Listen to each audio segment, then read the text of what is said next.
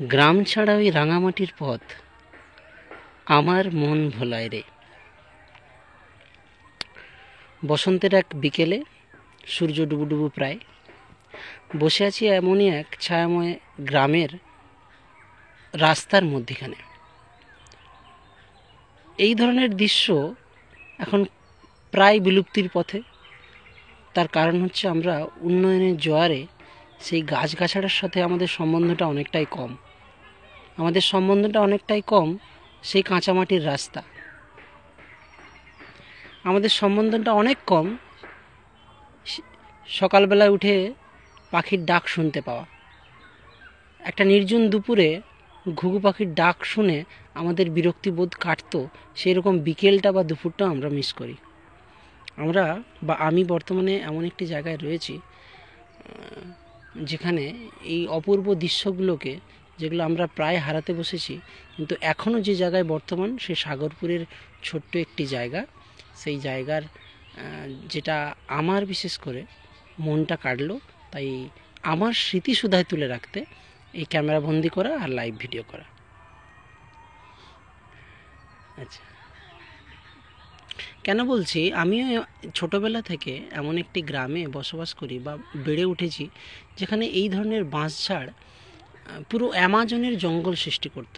তার মানে কি, যখন গ্রীষ্মকালের তীব্র রৌদ্রর দাবদাহ মানুষের জীবনকে তথা দেহকে পুড়িয়ে দিত, কিন্তু আমাদের গ্রাম বা আমার গ্রাম ওই বাঁশ গাছে ঘেরা হওয়ার ফলে তার ছায়ার জন্য বাঁশের পাতা ভেদ করে আলোটুকু ভেতরে পৌঁছাতে পারত না।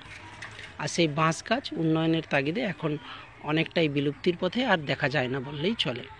আসলে শুধু বাঁশ গাছ নয়, আমাদের গ্রাম থেকে আস্তে আস্তে গাছের সংখ্যা কমছে।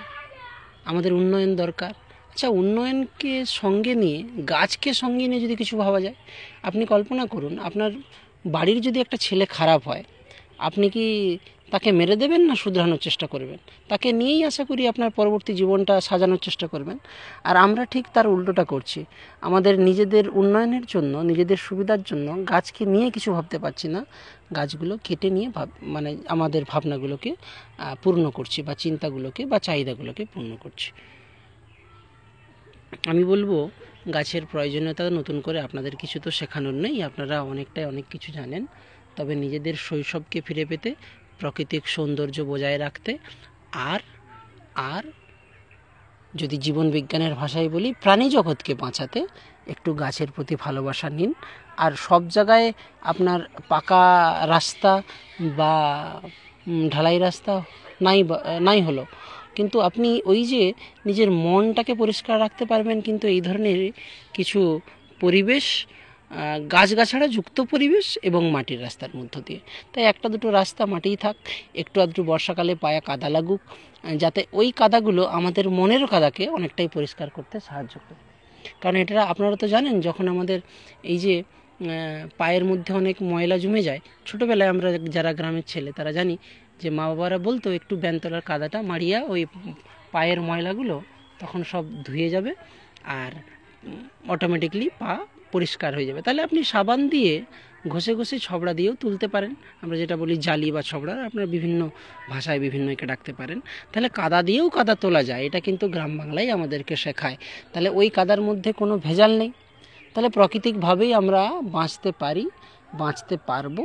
তবে এটাও বলবো না যে উন্নয়ন আমাদের দরকার নেই, উন্নয়নও দরকার আছে, কিন্তু পরিবেশকে সাথে নিয়ে, গাছপালাকে সাথে নিয়ে, আর এই রকম স্নিগ্ধ পরিবেশ সবার মধ্যে যদি থাকে, তাহলে মানুষের মধ্যে ভেদাভেদ বা যে উত্তেজনা, ছোটোখাটো বিষয় নিয়ে মনের ভিতরে রাজনৈতিক দ্বন্দ্ব চলে, সেগুলো আশা করি কমবে।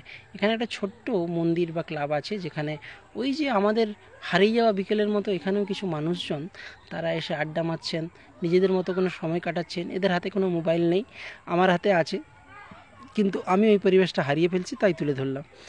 এদের হাতে কোনো মোবাইল নেই, এরা নিজের মতো করে সময় কাটাচ্ছে, মনের মধ্যে কোনো জড়তা নেই, পরিষ্কার পরিচ্ছন্নতা বোধ আছে, দেহে নয় মনের কথা বলছি আমি।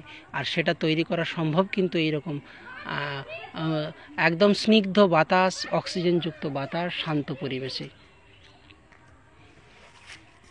আচ্ছা, আমার পিছনে এক বিস্তৃত মাঠ রয়েছে, সেখানে কিছু কিছু চাষ চলছে, হয়তো বা এখানে আলু জাতীয় কিছু চাষ হতে পারে, সেটা আমার জানা নেই, কিন্তু ওনারা কাজ করছেন। এরকম পরিবেশ সত্যিই আমরা হারিয়ে ফেলছি, মন কাড়ে আমাদেরকে। তাই আমার স্মৃতিতে রাখার জন্যই ক্যামেরা বন্দি করা, আর আশা করি আপনাদেরও দেখে ভালো লাগবে। ঠিক আছে, চলো রাখি তাহলে।